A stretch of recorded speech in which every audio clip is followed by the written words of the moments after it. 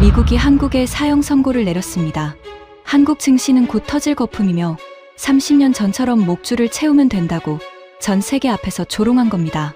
월가는 즉시 한국에 12조 원의 공매도 폭탄을 던졌습니다.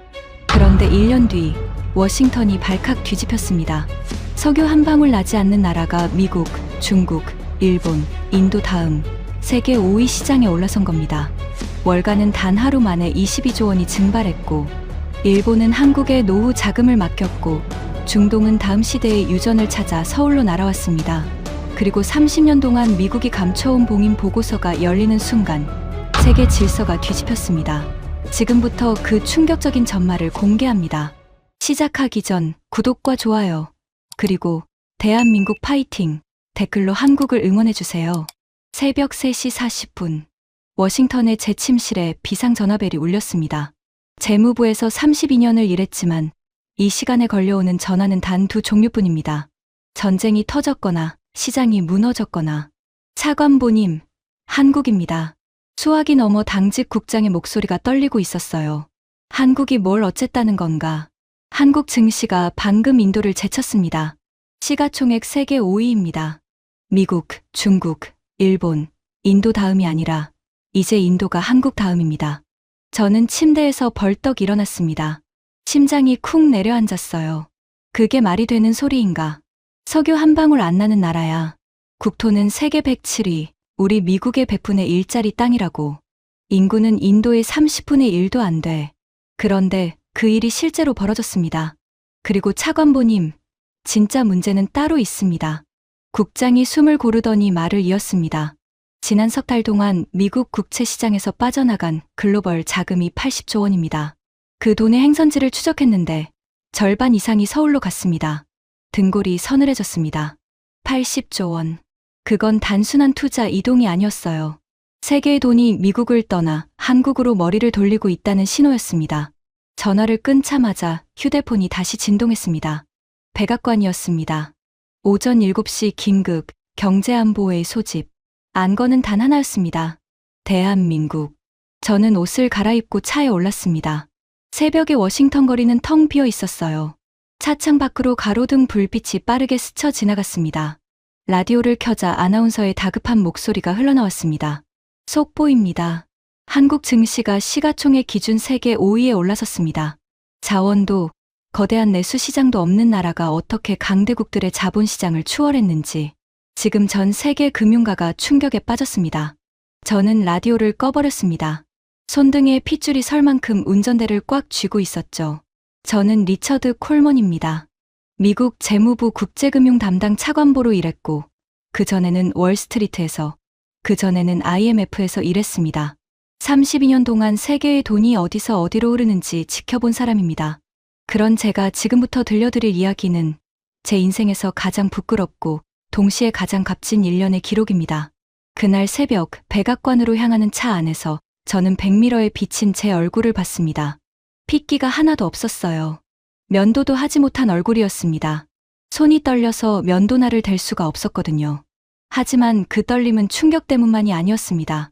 정확히 1년 전 제가 전 세계 카메라 앞에서 했던 한마디가 떠올랐기 때문입니다. 그 한마디는 한국 뉴스에 수백 번 반복 재생됐고 한국 사람들의 가슴에 못을 박았고 그리고 결국 부메랑이 되어 제 인생을 통째로 뒤집어 놓았습니다. 그 말은 이것이었습니다. 한국 증시는 굴레 풀린 망아지입니다. 모든 것은 1년 전 의회 청문회장에서 시작됐습니다. 그날 워싱턴 의사당 청문회장에는 200명이 넘는 사람들이 앉아 있었습니다. 높은 천장 아래로 카메라 셔터 소리가 쉴 새 없이 터졌고 방청석 맨 앞줄에는 각국 특파원들이 노트북을 펼쳐놓고 있었죠. 안건은 글로벌 자본 흐름의 변화, 쉽게 말해 왜 돈이 미국 밖으로 새고 있는가였습니다. 한 의원이 물었습니다. 콜먼 차관보, 최근 한국 증시가 무섭게 오르고 있습니다. 일부에서는 아시아의 새로운 금융 중심이 될 거라는 전망까지 나옵니다. 재무부의 평가는 어떻습니까? 저는 마이크를 끌어당기며 피식 웃었습니다. 그 웃음이 전국에 생중계되고 있다는 걸 알면서도 말이죠. 의원님, 한국 증시는 굴레 풀린 망아지입니다. 청문회장에 폭소가 터졌습니다. 제 말은 이렇습니다. 주인 없는 초원에서 잠깐 신나게 뛰는 망아지요. 보기에는 활기차 보이죠. 하지만 망아지는 결국 지칩니다. 그리고 한국이라는 나라를 보십시오. 국토는 세계 107위입니다. 석유 한 방울 나지 않습니다. 내수시장은 5천만 명이 전부입니다. 그 증시에서 삼성 하나를 빼면 뭐가 남습니까? 빈 마구간만 남습니다. 웃음소리가 더 커졌습니다. 그때 다른 의원 한 명이 손을 들었습니다. 평소 아시아 경제에 밝다고 알려진 데이비스 의원이었어요. 차관보, 잠깐만요. 너무 단순한 평가 아닙니까? 자료를 보면 한국은 반도체만이 아니라 조선, 방산, 원전에서도 세계 상위권입니다. 유럽이 한국 무기를 사겠다고 줄을 서 있다는 보도도 있고요. 저는 어깨를 으쓱했습니다.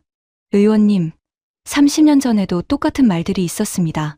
아시아의 기적, 한강의 기적, 다들 그렇게 불렀죠. 그 기적이 어떻게 끝났습니까? 국가 부도 직전까지 갔고 우리가 IMF를 통해 목줄을 채워서 살려줬습니다. 망아지가 날뛰면 어떻게 합니까? 다시 목줄을 채우면 됩니다. 간단한 일이에요. 목줄이라는 표현은 외교적으로 부적절하지 않습니까? 의원님, 저는 외교관이 아니라 재무관료입니다. 숫자는 예의를 차리지 않습니다. 박수까지 나왔습니다. 청문회가 끝나고 복도로 나오는데 한동양인 여성 기자가 저를 막아섰습니다. 목에 건 출입증에는 한국 방송사의 이름이 적혀 있었어요. 차관보님, 한국 특파원입니다. 방금 발언, 한국 국민들이 모두 지켜봤습니다. 한국 국민들에게 하실 말씀 있으십니까? 저는 걸음을 멈추지도 않고 대답했습니다. 파티가 끝나기 전에 집에 돌아가시라고 전해주십시오. 그 기자의 표정이 굳는 것이 보였습니다. 하지만 그녀는 물러서지 않고 또박또박 말했어요. 차관보님은 한국에 가보신 적이 있으십니까? 숫자로 충분히 압니다. 숫자 뒤에 있는 사람들은 모르시는군요. 1년 뒤에 같은 질문을 다시 드리겠습니다. 그때는 그 말이 기자의 옥이라고 생각했습니다. 그게 예언이 될 줄은 꿈에도 몰랐죠. 그날 저녁 경제 방송들은 제 발언을 헤드라인으로 뽑았습니다. 망아지 발언은 하루 만에 전 세계로 퍼졌어요. 지금 생각하면 얼굴이 화끈거립니다. 하지만 그때 저는 진심으로 그렇게 믿었습니다. 왜냐고요? 제게는 스승이 있었기 때문입니다. 해럴드 윈터스, 전 재무장관이자 30년 전 한국 구제금융협상의 미국 측 대표였던 사람. 제가 신입 시절부터 모셨던 분이고 워싱턴에서는 살아있는 전설로 불렸던 분입니다. 신입 시절 윈터스 장관은 저를 집무실로 불러 세계 지도를 가리키며 이렇게 가르쳤습니다. 리처드, 잘 들어라. 나라의 운명은 세 가지가 결정한다. 땅, 자원, 인구다. 이 세 가지가 없는 나라는 절대 강대국이 될 수 없어. 그리고 그분의 손가락은 정확히 한반도 위에 멈췄습니다. 이 나라를 봐라. 셋 다 없다. 그래서 30년마다 무너진다. 윈터스 장관은 그때 한국 구제금융협상장의 이야기를 들려줬습니다. 저는 그 이야기를 수십 번도 더 들었어요. 협상 마지막 날 밤이었다. 새벽 2시였지. 테이블 건너편에 앉은 한국 협상 대표가 서류에 서명을 하다가 펜을 멈추더군. 손이 떨리고 있었어. 그 사람이 고개를 들고 나한테 뭐라고 했는지 아나?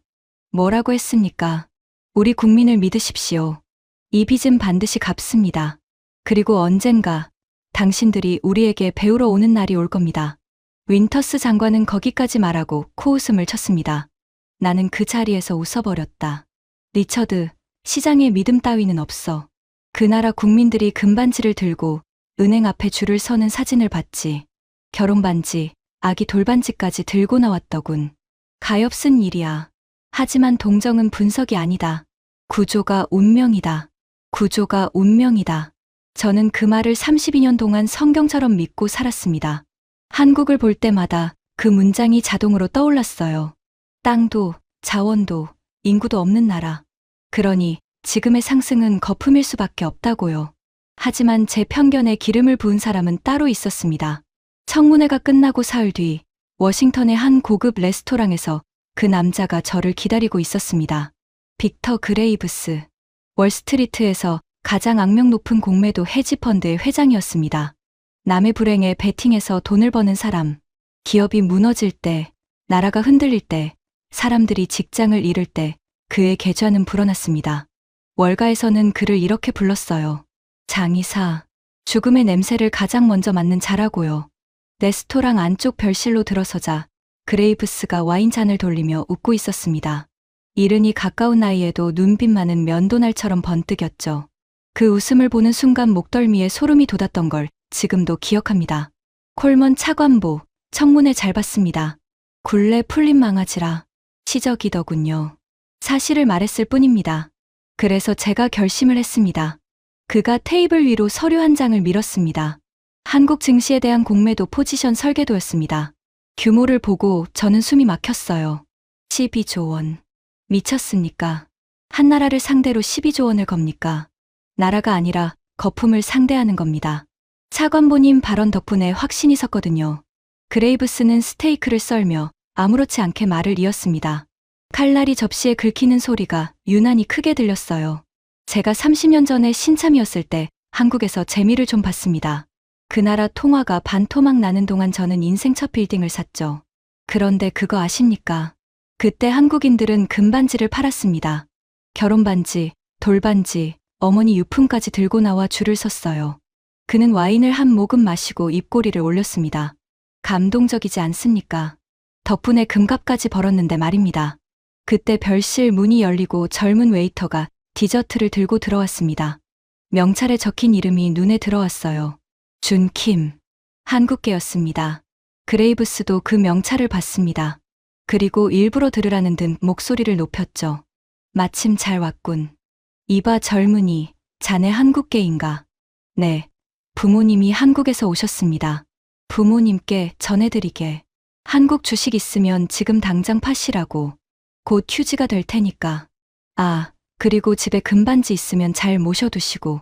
조만간 비싸게 팔 일이 생길 거야. 그레이브스가 낄낄거렸습니다. 저는 웨이터의 손이 멈칫하는 것을 봤습니다.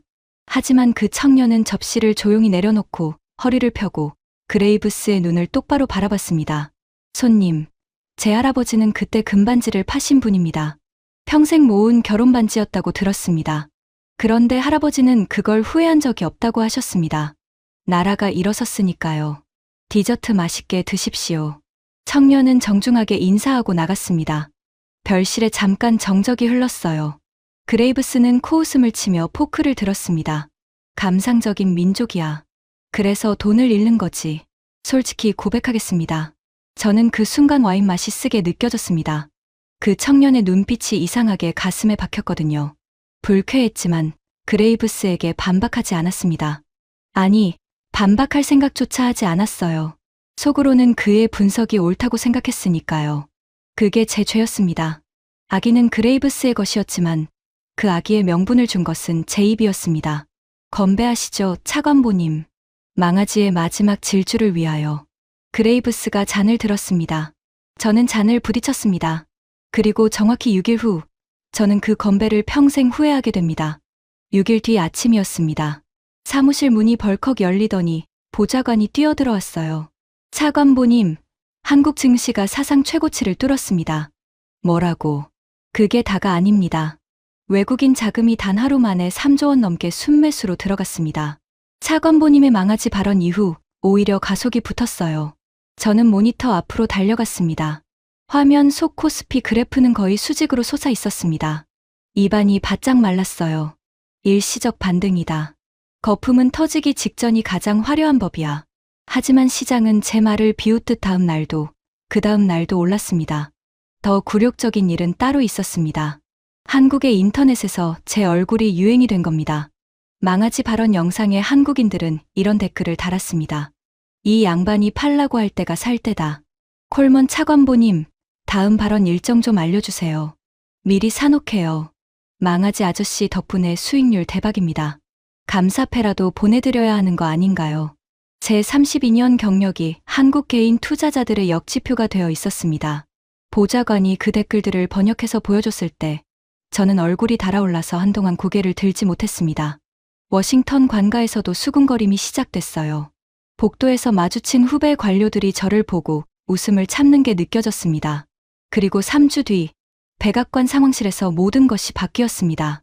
그날 회의실 공기는 무거웠습니다.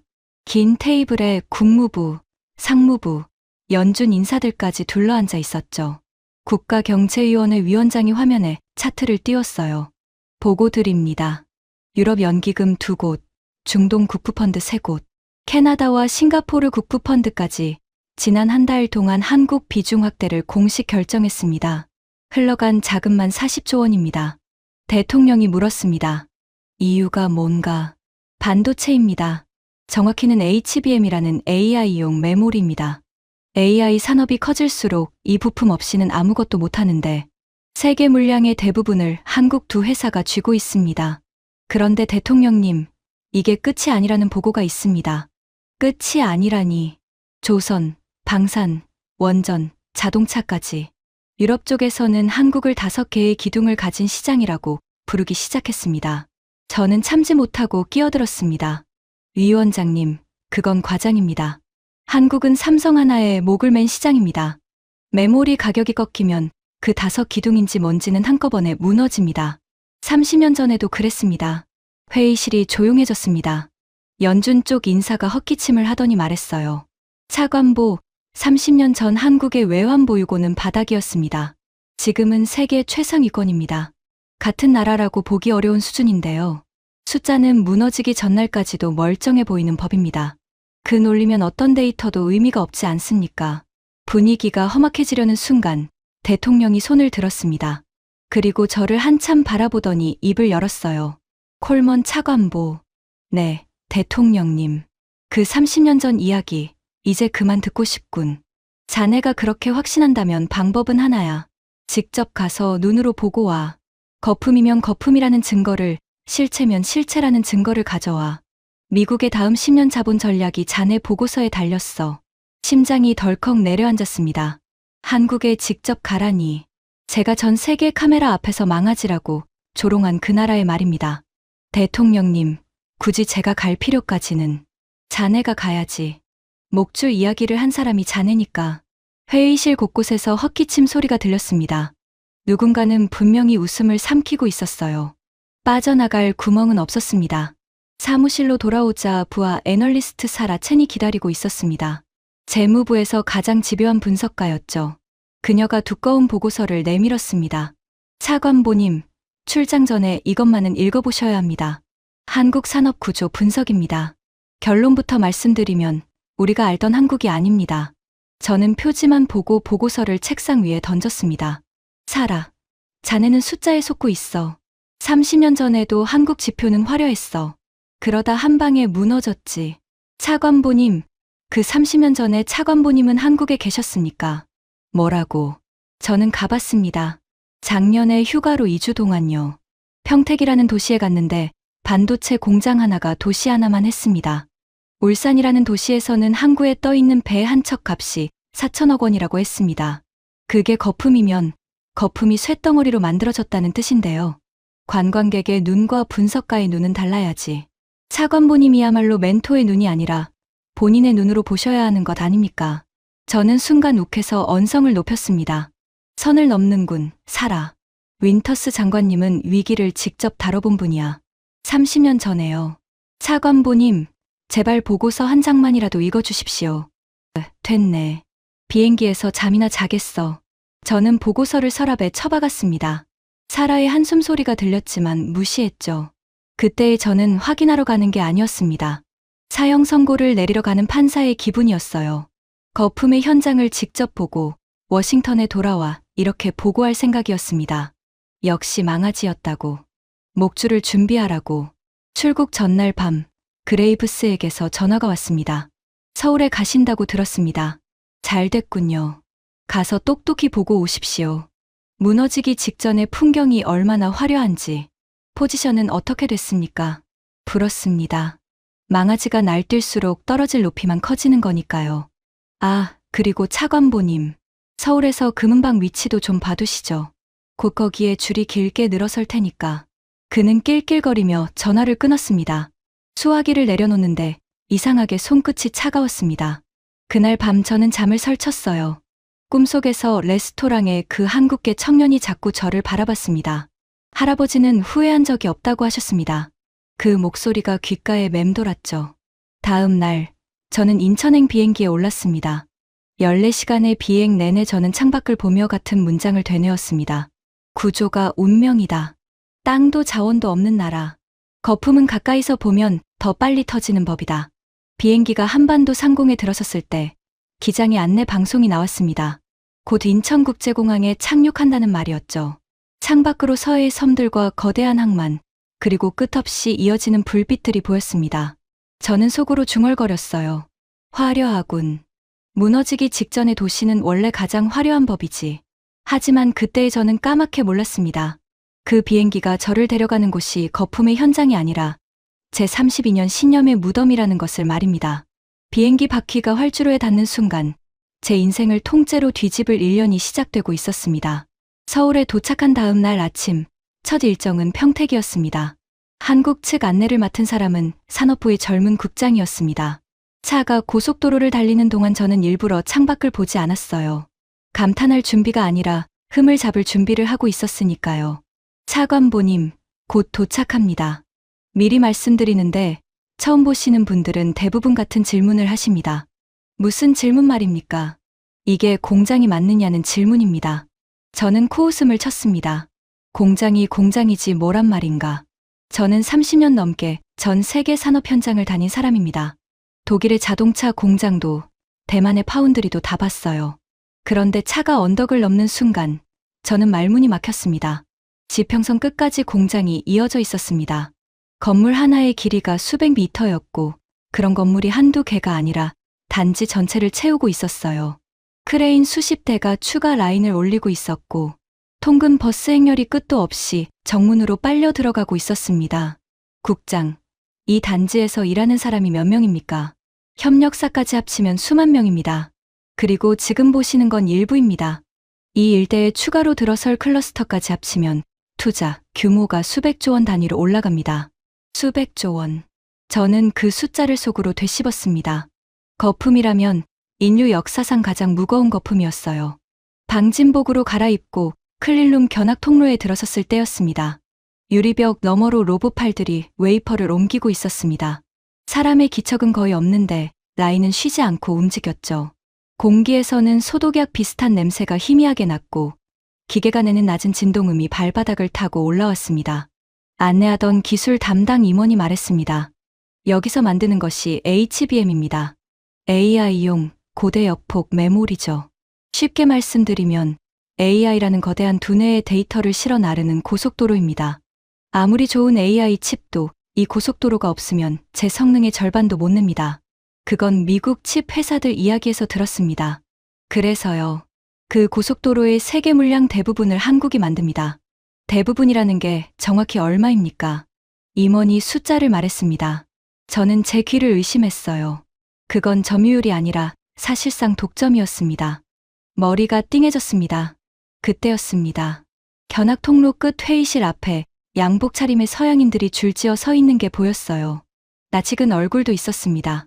실리콘밸리의 한 빅테크 부사장이었죠. 워싱턴의 행사장에서 몇 번 마주친 적이 있는 사람이었습니다. 아니, 부사장님이 여기 어쩐 일이십니까? 그가 저를 보더니 어색하게 웃었습니다. 콜먼 차관보야말로 어쩐 일이십니까? 망아지를 보러 오셨습니까? 뼈가 있는 농담이었습니다. 저는 얼굴이 화끈거렸어요. 저는 물량 확보하러 왔습니다. 우리만 온 게 아닙니다. 저 줄 보이시죠? 전부 내년 물량 예약하러 온 겁니다. 여기서는 돈이 있어도 줄을 서야 합니다. 미국 최고 기업들이 한국 공장 앞에서 줄을 선다고요. 차관보님, 워싱턴에서는 모르시는 모양인데 AI 전쟁의 보급로가 여기입니다. 보급로를 쥔 쪽이 전쟁의 속도를 정합니다. 우리가 아무리 좋은 칩을 설계해도 평택이 멈추면 우리 데이터 센터도 멈춥니다. 저는 그날 저녁 호텔 방에서 한참 동안 창밖을 바라봤습니다. 서랍에 처박아뒀던 사라 체내 보고서가 떠올랐어요. 출장 가방 깊숙한 곳에서 그 보고서를 꺼냈습니다. 자존심 때문에 첫 장을 넘기는 데만 10분이 걸렸습니다. 첫 페이지에는 이렇게 적혀 있었습니다. 한국 증시 상승의 본질은 투기가 아니라 가격 재평가다. 세계가 30년 동안 하청 공장 가격으로 사들이던 나라를 이제야 제값으로 계산하기 시작했다. 저는 그 문장에 빨간 펜으로 줄을 그으려다가 멈췄습니다. 손이 움직이지 않았어요. 낮의 봄 풍경이 자꾸 눈앞에 어른거렸기 때문입니다. 물론 저는 아직 무너지지 않았습니다. 속으로 이렇게 정리했죠. 좋다. 반도체는 인정한다. 하지만 그래봤자 기둥 하나다. 기둥 하나로 버티는 집은 그 기둥이 흔들리면 끝장이다. 윈터스 장관의 말이 옳다. 구조가 운명이다. 그 알량한 결론이 다시 무너지는 데는 이틀이 걸리지 않았습니다.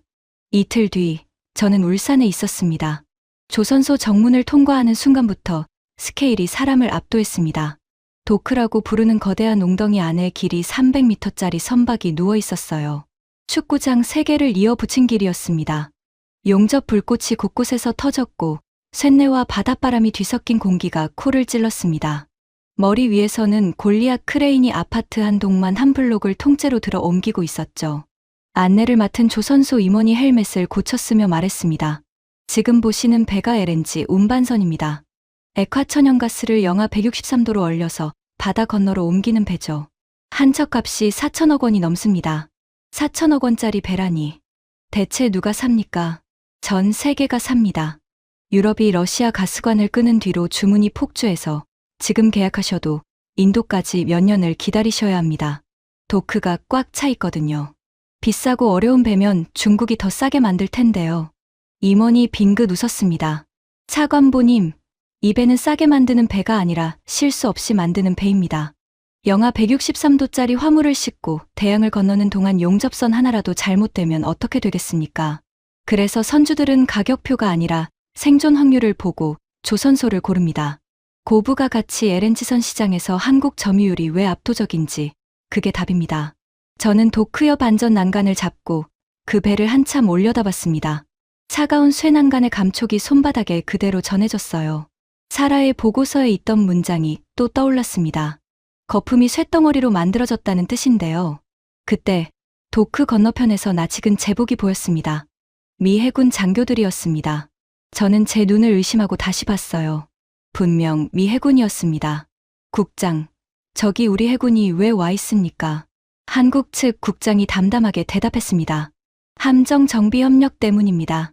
미군 군수 지원함이 한국 조선소에서 정비를 받고 있거든요. 미국 본토 조선소들은 일감이 밀려서 자국 함정 수리도 몇 년씩 걸린다고 들었습니다. 그래서 동맹국 중에 이 정도 도크와 기술을 가진 나라를 찾으셨고 그게 여기였습니다. 망치로 뒤통수를 맞은 기분이었습니다.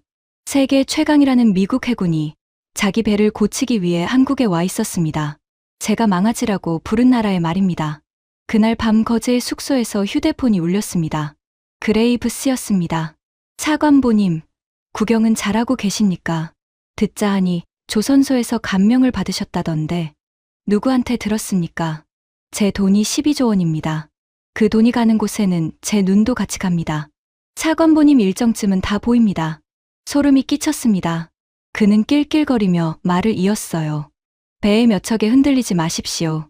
쇳덩어리는 가라앉으라고 있는 겁니다. 제가 조선주에도 공매도를 더 얹었습니다. 그 도크에서 일하는 노동자가 몇만 명이라고 했죠. 그 사람들 월급 봉투가 얇아지는 만큼 제 계좌는 두꺼워질 겁니다. 아름다운 균형이죠. 그레이브스, 말이 지나칩니다. 지나친 건 한국 주가지. 제 말이 아닙니다. 아, 금은방 위치는 알아보셨습니까? 숙제는 하셔야죠. 전화가 끊긴 뒤에도 저는 한동안 휴대폰을 내려놓지 못했습니다. 가슴속에서 정체를 알 수 없는 분노가 치밀어 올랐어요. 이상한 일이었습니다.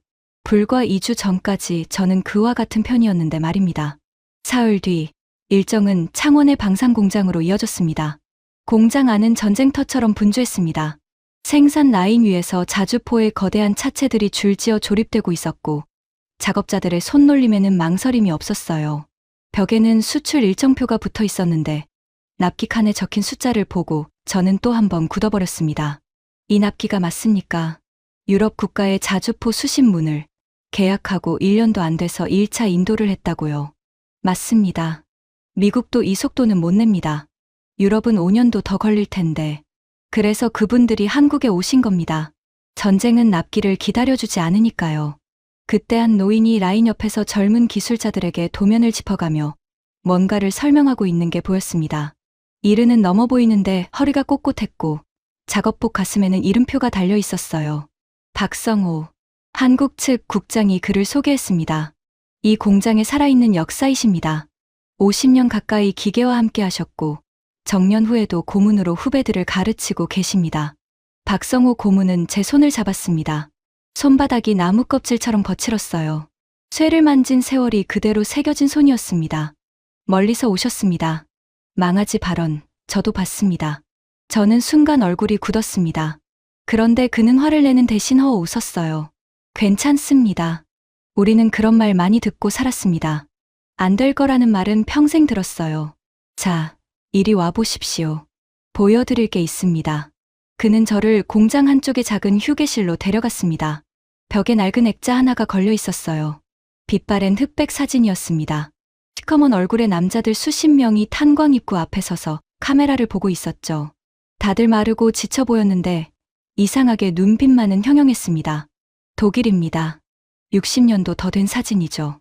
앞줄 왼쪽에서 세 번째, 저 사람이 제 아버지입니다. 저는 사진 속 그 남자를 들여다봤습니다. 박성호 고문과 눈매가 똑같았어요. 아버지는 독일 탄광에서 일하셨습니다. 지하 1200m요. 한번 내려가면 8시간 동안 해를 못 봅니다. 갱도가 무너져 동료를 잃은 적도 있다고 들었습니다. 그런데 월급날이 되면 아버지는 그 돈을 거의 다 한국으로 보냈습니다. 자기 몫으로는 빵값만 남기고요.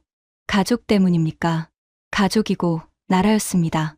그때 한국은 1인당 소득이 1년에 몇십 달러였습니다. 팔 물건이 없으니 사람을 팔러 간 거지요.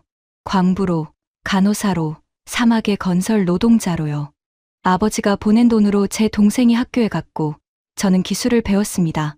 그리고 저는 이 공장에서 50년 동안 쇠를 깎았습니다. 박성호 고문은 사진에서 눈을 떼지 않은 채 말을 이었습니다. 차관보님, 당신들 눈에는 우리 주식시장이 숫자로 보이겠지요. 굴레 풀린 망아지로 보이겠지요. 그런데 우리한테 그 숫자는 다릅니다. 그가 저를 똑바로 바라봤습니다. 그 숫자는 지하 1200m에서 캐낸 겁니다. 사막의 50도 더위에서 캐낸 거고, 새벽 시장 좌판에서 캐낸 거고, IMF 때 금반지를 내놓던 줄에서 캐낸 겁니다.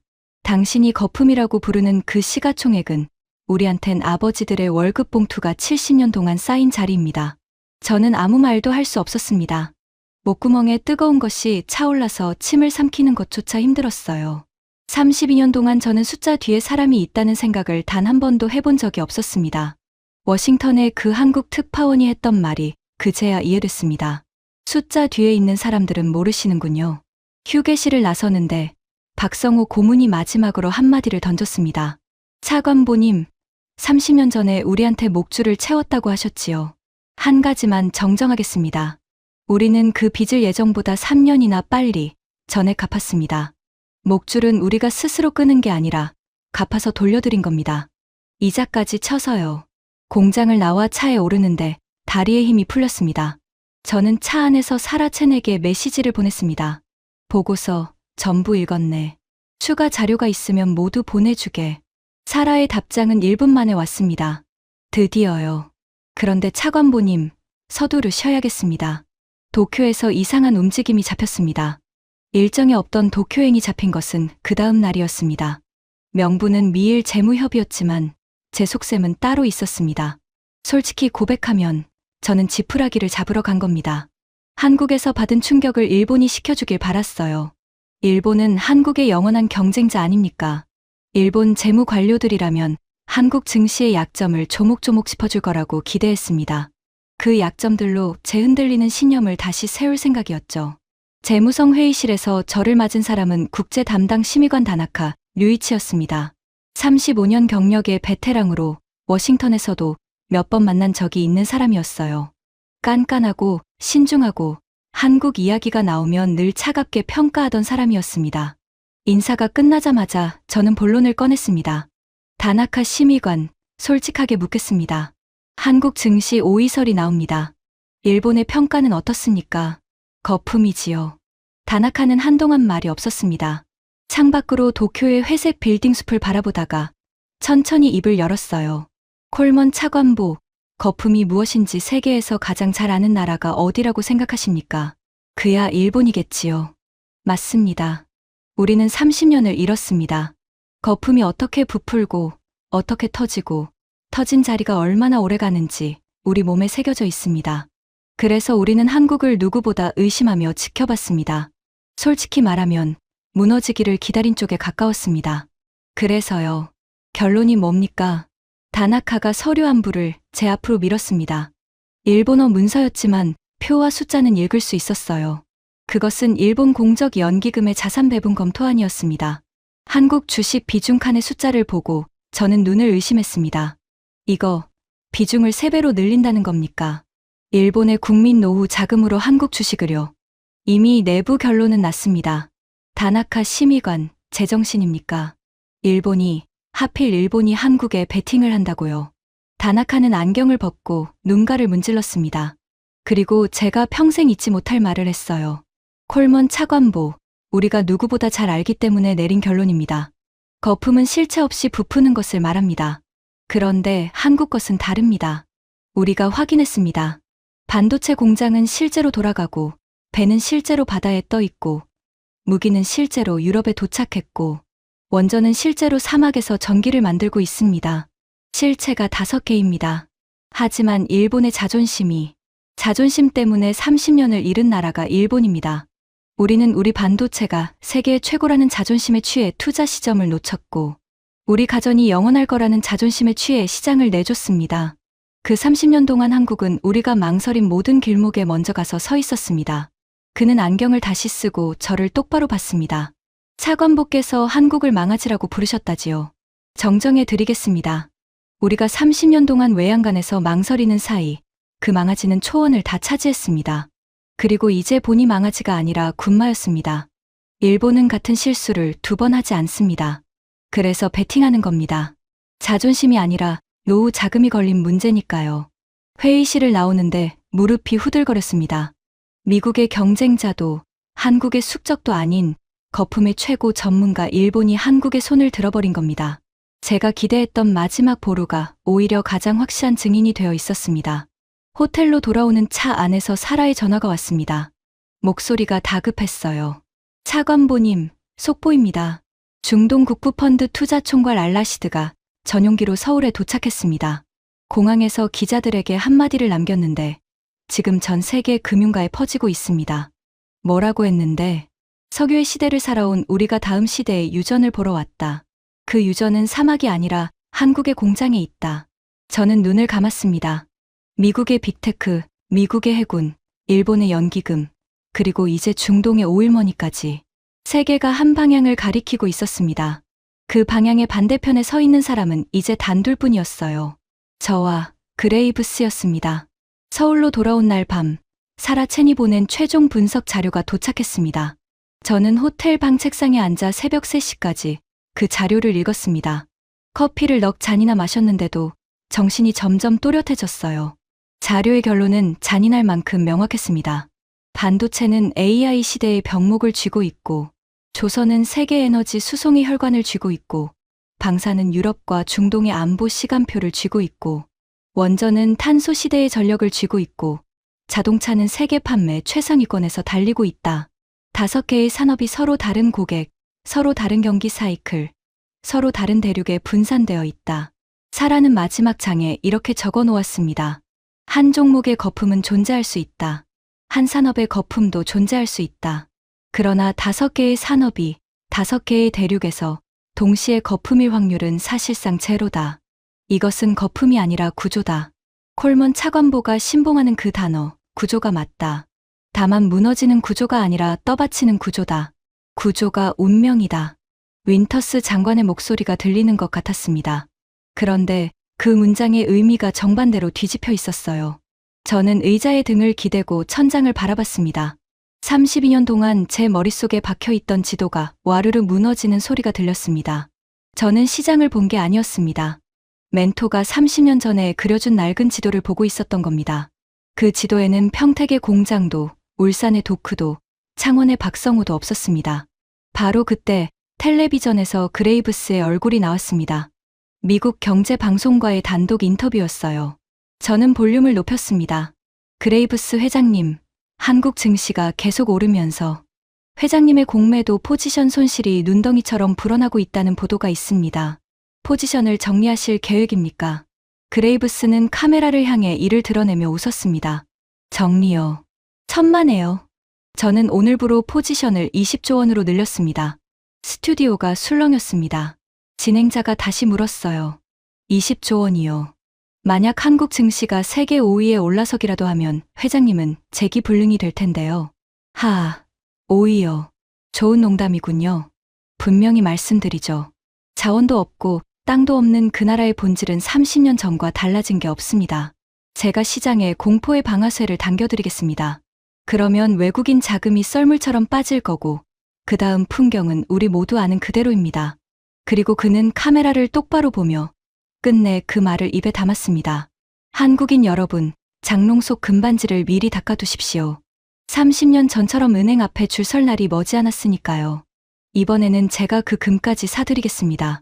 좋은 값에요. 저는 손에 들고 있던 커피잔을 내려놓지 못하고 부들부들 떨었습니다. 분노로 관자놀이가 지끈거렸어요. 한 달 전에 저였다면 저 인터뷰를 보며 고개를 끄덕였을 겁니다. 그 사실이 가장 견디기 힘들었습니다. 저 오만한 얼굴이 한 달 전에 제 얼굴이었으니까요.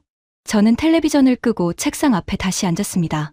그리고 워싱턴으로 보낼 보고서의 첫 문장을 썼다가 지우고 다시 썼다가 지우기를 반복했습니다. 진실을 쓰자니 제 32년이 무너지고 거짓을 쓰자니 미국의 10년이 무너지는 갈림길이었습니다. 새벽녘이 되어서야 저는 펜을 내려놓고 창가에 섰습니다. 서울의 새벽거리에는 벌써 첫 차를 기다리는 사람들이 보였어요. 어둠 속에서 하루를 시작하는 사람들. 박성호 고문의 말이 떠올랐습니다. 그 숫자는 새벽 시장 좌판에서 캐낸 겁니다. 그 순간 휴대폰이 울렸습니다. 사라였습니다. 새벽인데도 그녀의 목소리는 팽팽하게 긴장되어 있었어요. 차관보님, 오늘입니다. 오늘이라니 뭐가 말인가. 글로벌 지수 산출 기관들이 시가총액 집계를 발표합니다. 시장에서는 오늘 한국이 인도를 추월할 거라는 관측이 지배적입니다. 차관보님, 역사가 바뀌는 순간을 서울 한복판에서 보시게 될 겁니다. 전화를 끊고 저는 창밖이 밝아오는 것을 지켜봤습니다. 심장이 빠르게 뛰고 있었어요. 그런데 이상했습니다. 그 두근거림은 더 이상 공포가 아니었습니다. 저는 그날 제 신념의 장례식과 한나라의 대관식을 동시에 보게 됩니다. 그날 오후 저는 서울 여의도에 있었습니다. 한국거래소가 보이는 광장에는 어느새 사람들이 모여들고 있었습니다. 증권사 전광판 앞에 발걸음을 멈춘 직장인들, 휴대폰 화면을 들여다보는 노인들, 카메라를 세팅하는 방송사 중계팀까지 도시 전체가 무언가를 기다리며 숨을 죽이고 있었어요. 오후 4시가 가까워지자 전광판의 글로벌 시가총액 집계 속보가 뜨기 시작했습니다. 1위 미국, 2위 중국, 3위 일본, 4위. 저도 모르게 주먹을 쥐고 있었습니다. 손바닥에 손톱이 파고드는 것도 몰랐어요. 4위 인도, 그리고 5위 대한민국. 광장이 터져나갔습니다. 박수와 환호성이 빌딩 사이로 메아리쳤습니다. 어디선가 나이 지긋한 신사가 어린 손자를 목말 태우며 전광판을 가리켰고 한 노부인은 손수건으로 눈가를 찍어내고 있었어요. 젊은 직장인들은 휴대폰을 들어 그 순간을 찍었습니다.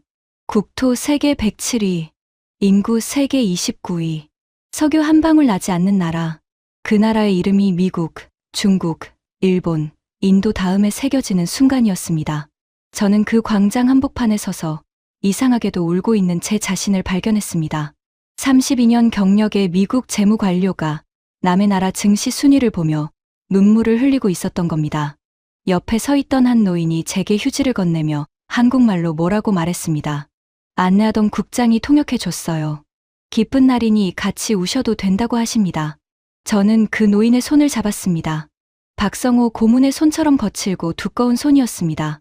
그 손이 이 순위를 만들었다는 것을 이제 저는 알고 있었습니다.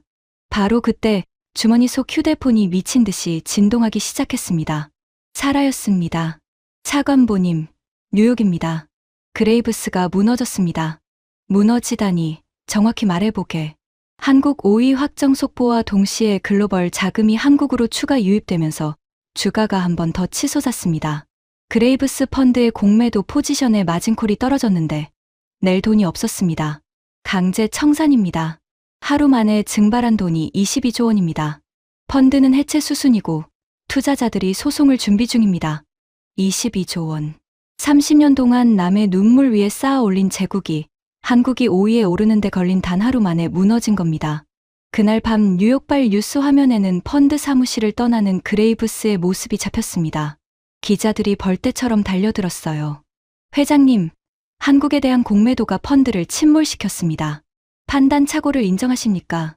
그레이브스는 마지막까지 그레이브스였습니다. 그는 카메라를 향해 손가락질을 하며 소리쳤습니다. 착오라니. 이건 조작된 시장이야. 정상적인 시장이라면 그 나라가 5위가 될 수 없어. 두고 봐. 반드시 무너질 테니까. 나는 틀리지 않았어. 한 기자가 차분하게 되물었습니다. 회장님은 한국인들에게 금반지를 닦아두라고 하셨습니다. 지금 금반지를 팔아야 할 사람은 누구입니까? 그레이브스의 얼굴이 시뻘겋게 일그러졌습니다. 그는 욕설을 내뱉으며 차에 올라탔고 문이 쾅 닫혔습니다. 그것이 월가의 장의사가 세상에 남긴 마지막 공식 발언이었습니다. 자신의 장례식 날에도 그는 남의 장례를 예언하고 있었던 겁니다. 통쾌했냐고요. 솔직히 말씀드리면 통쾌함보다 서늘함이 먼저였습니다. 저 일그러진 얼굴이 제 미래일 수도 있었으니까요. 서울행 비행기를 타지 않았더라면, 평택과 울산과 창원을 보지 않았더라면, 박성호 고문을 만나지 않았더라면 말입니다. 그리고 그날 밤 모든 것을 완성하는 마지막 사건이 일어났습니다. 호텔 방에서 짐을 정리하는데 국제전화가 걸려왔습니다. 낯선 번호였어요. 수화기 너머에서 노부인의 목소리가 들렸습니다. 리처드, 나예요. 마거리 씨예요. 윈터스 장관의 부인이었습니다. 장관은 몇 해 전 세상을 떠났고 저는 그 장례식에서 운구를 맡았었죠. 사모님, 이 시간에 어쩐 일이십니까? 방금 뉴스를 봤어요. 한국이 5위가 됐다고요. 그래서 전화했어요. 리처드, 헤럴드가 당신에게 남긴 것이 있어요. 장관님이 저에게요. 서재 금고에 봉투가 하나 있었어요. 유언장을 정리할 때 변호사가 알려줬는데 헤럴드가 조건을 달아놨더군요. 겉면에 이렇게 적혀 있어요. 사모님은 잠시 숨을 고르더니 그 문장을 천천히 읽었습니다. 한국이 우리 위로 올라서는 날이 오면 리처드 콜먼에게 전할 것. 저는 수화기를 든 채 그 자리에 얼어붙었습니다. 한국이 우리 위로 올라서는 날. 30년 전 한국을 30년마다 무너지는 나라라고 가르쳤던 그 사람이 그런 날이 올 것을 알고 있었다는 뜻이었습니다. 사모님, 그 봉투 지금 열어주실 수 있습니까? 부탁드립니다. 종이 찢는 소리가 수화기 너머로 들렸습니다. 그리고 사모님이 남편의 마지막 글을 읽기 시작했어요. 저는 한 글자도 놓치지 않으려고 수화기를 두 손으로 움켜쥐었습니다. 리처드, 내가 이 글을 읽고 있다면 그 일이 결국 일어났다는 뜻이겠지. 축하한다. 너는 지금 역사상 가장 위대한 역전의 목격자다. 나는 평생 너에게 구조가 운명이라고 가르쳤다. 땅과 자원과 인구가 나라의 운명을 정한다고 했지. 그 가르침의 절반은 지금도 옳다. 하지만 나머지 절반을 나는 너에게 끝내 말하지 못했다. 자존심 때문이었다. 30년 전 협상 마지막 날 밤, 한국 대표가 내게 말했다. 우리 국민을 믿으라고. 언젠가 당신들이 배우러 오는 날이 올 거라고. 나는 그 자리에서 웃었다. 그런데 리처드, 사실 나는 그날 밤 호텔로 돌아가 잠을 이루지 못했다. 다음 날 아침, 나는 협상장으로 가기 전에 차를 돌려 어느 은행 앞을 지나갔다. 신문에서 본 그 줄을 직접 확인하고 싶었거든. 그리고 나는 보았다. 겨울 새벽에 수백 미터 줄을 선 사람들을, 결혼반지를 꼭 쥔 젊은 부부를, 아기 돌반지를 들고 나온 어머니를, 평생 모은 금부치를 신문지에 싸들고 온 노인들을. 그들은 울고 있지 않았다. 리처드, 그게 가장 무서웠다. 그들은 화가 나 있었고 그 분노로 무언가를 결심한 얼굴들이었다. 나는 그날 워싱턴에 돌아와 보고서를 한 편 썼다. 그리고 아무에게도 보여주지 않고 봉인했다. 그 보고서의 결론은 이것이었다. 한국에서 자금을 회수한 것은 거래로서는 옳았으나 판단으로서는 틀렸다. 땅과 자원으로 계산할 수 없는 자원이 그 나라에는 있다. 금반지를 들고 줄을 서는 국민이다. 나는 그런 국민을 가진 나라를 본 적이 없다. 이 나라는 반드시 우리 위로 올라온다. 그 보고서를 발표했다면 나는 워싱턴의 웃음거리가 됐을 거다. 그래서 침묵했다. 대신 너에게는 안전한 절반만 가르쳤다. 구조가 운명이라고. 미안하다, 리처드. 스승이 제자에게 진 빚은 이렇게라도 갚아야겠지. 마지막으로 한 가지만 부탁하마. 내가 이 글을 읽는 날, 너는 아마 어딘가에서 한국에 대해 말해야 하는 자리에 서게 될 거다. 그때는 내 낡은 지도를 내려놓아라. 그리고 내 눈으로 본 것을 말해라. 그것이 너와 나, 두 사람 몫의 정직이다. 사모님의 목소리가 끝났을 때 저는 호텔 방바닥에 주저앉아 있었습니다. 뺨이 뜨거웠습니다. 30년 동안 제 신념의 기둥이라고 믿었던 사람이 사실은 30년 전에 이미 진실을 알고 봉인해뒀던 겁니다. 제 편견은 스승의 가르침 위에 서 있던 것이 아니었습니다. 스승의 침묵 위에 서 있었던 겁니다. 그리고 그 침묵의 봉인은 한국이 스스로의 힘으로 5위에 오른 바로 그날 풀렸습니다. 저는 그날 밤 워싱턴행 보고서를 단숨에 써내려갔습니다. 첫 문장은 이것이었습니다. 한국 증시의 세계 5위 진입은 거품의 정점이 아니라 70년에 걸친 가격 재평가의 시작점이다. 미국은 이 시장을 경계할 것이 아니라 동행해야 한다. 한 달 뒤, 저는 다시 워싱턴 의사당 청문회장에 서 있었습니다. 1년 전 제가 망아지 발언을 했던 바로 그 자리였습니다. 같은 책상, 같은 마이크, 같은 카메라들. 방 청석 맨 앞줄에는 그 한국 특파원도 앉아 있었습니다. 저와 눈이 마주치자 그녀는 살짝 고개를 끄덕였어요. 의원이 물었습니다. 콜먼 차관보, 1년 전 이 자리에서 한국 증시를 굴레 풀린 망아지라고 하셨습니다. 그 한국이 세계 5위가 됐습니다. 입장을 듣고 싶습니다. 저는 마이크를 끌어당겼습니다. 1년 전에는 피식 웃으며 잡았던 마이크였는데 이번에는 손에 땀이 배어 있었습니다. 의원님, 먼저 정정부터 하겠습니다. 한국은 굴레 풀린 망아지가 아니었습니다. 청문회장이 조용해졌습니다. 한국은 스스로 굴레를 끊어낸 거인이었습니다. 그것도 한 번에 끄는 것이 아닙니다. 독일의 지하 1200m 탄광에서 한 가닥, 중동의 50도 사막에서 한 가닥, 새벽 시장의 좌판에서 한 가닥, 그리고 금반지를 들고 은행 앞에 선줄에서 마지막 한 가닥을 끊었습니다. 70년이 걸렸습니다. 차관보, 그래서 재무부의 공식 평가는 무엇입니까? 저는 거품의 증거를 찾으러 한국에 갔습니다. 그리고 5개의 실체를 찾아 돌아왔습니다. AI 시대의 메모리, 에너지 시대의 선박, 안보 시대의 무기, 탄소 시대의 원전, 그리고 세계 도로 위의 자동차입니다. 의원님, 저는 32년 동안 자원이 나라를 만든다고 믿었습니다. 한국은 그 명제를 뒤집은 유일한 나라입니다.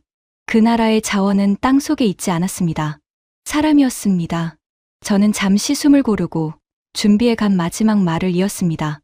1년 전 저는 이 자리에서 목줄이라는 단어를 썼습니다. 그 발언을 공식적으로 사과합니다. 한국은 그 빚을 예정보다 3년 빨리 이자까지 쳐서 전액 상환한 나라입니다. 목줄을 말할 자격은 처음부터 누구에게도 없었습니다. 그리고 의원님, 한 가지 보고를 추가하겠습니다. 미국이 지금 해야 할 일은 한국을 평가하는 것이 아니라 한국에게 배우는 것입니다. 30년 전 어느 한국 협상 대표가 예언한 그대로 말입니다. 청문회가 끝나고 복도로 나오자 그 한국 특파원이 다가왔습니다. 차관보님, 1년 전에 약속드렸죠. 같은 질문을 다시 드리겠다고요. 한국 국민들에게 하실 말씀 있으십니까? 저는 이번에는 걸음을 멈췄습니다. 그리고 카메라를 똑바로 바라봤습니다. 한국 국민 여러분, 1년 전 저는 여러분을 숫자로만 봤습니다. 이제는 압니다. 그 숫자의 정체를요. 그것은 탄광에서 보낸 월급 봉투였고, 사막에서 흘린 땀이었고, 새벽 시장의 언손이었고, 은행 앞에 내놓은 금반지였습니다. 세계 5위는 여러분의 부모님과 여러분이 70년 동안 한 푼씩 적금한 통장의 잔고입니다. 그 통장에는 앞으로도 입금만 있을 겁니다. 제가 평생 시장을 본 사람으로서 드리는 처음이자 마지막 확신입니다.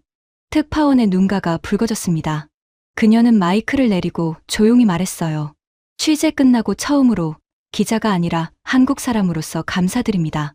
워싱턴으로 돌아온 뒤 저는 창원으로 편지 한 통을 보냈습니다. 박성호 고문에게였습니다. 고문님, 당신의 아버님이 지하 1200m에서 캐낸 것은 석탄이 아니라 한 나라의 미래였다는 것을 이제 온 세계가 숫자로 확인했습니다. 저는 평생 자원 없는 나라는 강대국이 될 수 없다고 배웠고 또 그렇게 가르쳤습니다. 당신의 나라가 그 교과서를 찢었습니다. 언젠가 손주를 데리고 다시 창원에 가겠습니다. 그 빛바랜 사진 앞에서 이 사람들이 세계의 지도를 바꾼 분들이라고 가르쳐 주고 싶습니다. 몇 주 뒤 답장이 왔습니다. 박성호 고문의 글씨는 투박했지만 단단했습니다. 편지에는 딱 3문장이 적혀 있었어요. 차관보님, 오시면 공장 앞 국밥집에서 한 끼 합시다. 아버지가 그러셨습니다. 사람은 같이 밥을 먹어봐야 안다고요. 기다리겠습니다. 저는 그 편지를 지금도 책상 서랍 맨 윗칸에 넣어두고 있습니다. 윈터스 장관의 봉인 보고서 사본과 나란히 말입니다. 하나는 30년 늦은 정직이고 하나는 70년 묵은 저력입니다. 저는 두 장의 종이 사이에서 매일 같은 교훈을 다시 읽습니다. 나라를 일으키는 것은 땅속의 자원이 아니라 다음 세대를 위해 오늘을 견디는 사람들이라는 것. 그리고 그런 사람들의 나라를 숫자만으로 평가하는 것은 분석이 아니라 무지라는 것을 말입니다. 석유 한 방울 나지 않는 나라, 국토 세계 107위의 나라가 세계 5위의 시장이 된 비밀은 결국 하나였습니다. 그 나라의 유전은 땅 밑이 아니라 사람들의 가슴 속에 있었습니다.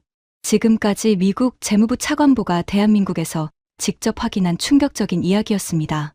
석유 한 방울 나지 않는 나라를 세계 5위로 끌어올린 진짜 주인공은 바로 이 영상을 보고 계신 여러분입니다. 탄광과 사막과 새벽 시장에서 흘린 그 땀이 오늘의 기적이 되었습니다.